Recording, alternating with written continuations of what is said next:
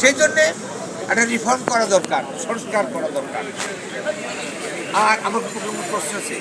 হ্যাঁ, যে এখন মুক্তিযুদ্ধের সময়কার আওয়ামী লীগ আর এখনকার আওয়ামী লীগ, এই দুটোর মধ্যে তফাৎ বা মিল বা আপনি কী দেখছেন?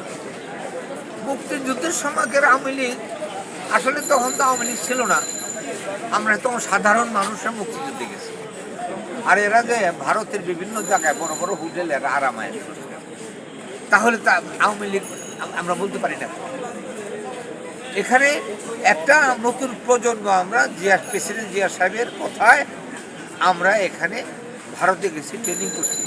ভারতে যে কষ্ট আমাদের দিচ্ছে আপনারা শুনলে, ওরা বিদেশ থেকে রিলিফের চাল পাইছে, সেই চালটাও ওদের জন্য ব্যবহার করছে, আর ওদের গোডাউনের পচা চালগুলো আমাদের খাওয়াইছে।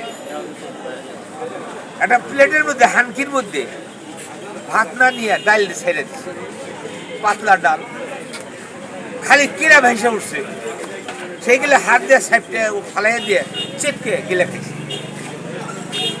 এমনি লুকমা করে খাওয়ার কোনো অবস্থা ছিল না। যাই হোক, তখনকার স্বাধীনতা পরে যে আওয়ামী লীগ, তাও এত খারাপ ছিল না। যেটা সত্য সেটা বলি, শেখ মুজিব অন্যায় করছে, বিপক্ষের কথা সেও সহ্য করতে পারে না। জাসদের অনেক লোকদেরকে সে হত্যা করছে। হ্যাঁ, আমি মনে করি শেখ মুজিব করছে 20% অন্যায় বা 10% অন্যায় করছে, হাসিনা করছে 100%।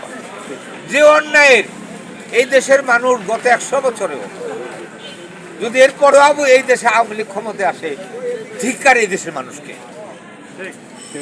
তাহলে আমরা গণতন্ত্র কি জিনিস, আমাদের আত্মসম্মানবোধ কি জিনিস, আমাদের দেশ কি জিনিস, এই মাতৃভূমি কি জিনিস, খালি যে টাকা সম্পদের দিকে আমরা খেয়াল করে আমাদের অতীতকে ভুলে যাই, দেশকে ভুলে যাই, আমাদের এই দেশের মানুষকে ভুলে যাই, তা চলবে না। সবশেষ ছাত্রদের প্রতি আপনার কোনো বার্তা রয়েছে? আমি স্যালুট করি। হতো না, এই মুক্তি হতো না। এইরকম এই যে সমস্ত দলের লোকেরা, এরাও বিভিন্ন অপকর্মের সাথে জড়িত। এরা এই যখনই এই যে আমি এই আন্দোলনে দেখছি, যেমন আজকে আমি দেখলাম এই শঙ্করে দেখলাম অনেকগুলি লোক বসে আছে, আমি মনে করি এরা এই আওয়ামী লীগের এই লোকগুলি নাকি। পরে দেখলাম না, এরা সুবিধাবাদী। আসলে আদর্শ তো নাই, আইডিওলজি তো নাই। আপনারা যতক্ষণ কোনো দর্শনকে আপনি লালন ধারণ না করবেন, ততক্ষণ তো আপনার কাছে কিছু আশা করা যায় না। আপনাদের লুটপাটের জন্যে আমি দুঃখের সাথে বলছি, এই ছোটো ছোটো বাচ্চা স্কুলে যায়, জিজ্ঞেস করি কোথায় পড়বো, অমুক স্কুলে পড়ি, যে কী সাবজেক্ট নিয়েছো, এই সাবজেক্ট নিয়েছি। কেন? বলো ওই সাবজেক্ট পড়লে টাকা কামাই করা যায়। এই যে পোলাপানের ছোটো ছোটো বাচ্চাদেরও বিমূর্তি ধরতে, তারা কিন্তু মানুষ হওয়ার জন্য যাচ্ছে না। তাহলে কেলে দেশটা বাঁচাবে কি? আমি এই ছাত্রদেরকে বলবো, তোমরা নিজেরা লেখাপড়া করো, নিজেরা শুদ্ধ অভিযানে থাকো, এই দেশের মানুষকে তোমরা ধারণ করো, বাহন করো, এই দেশের মানুষকে তোমরা মুক্তি দাও।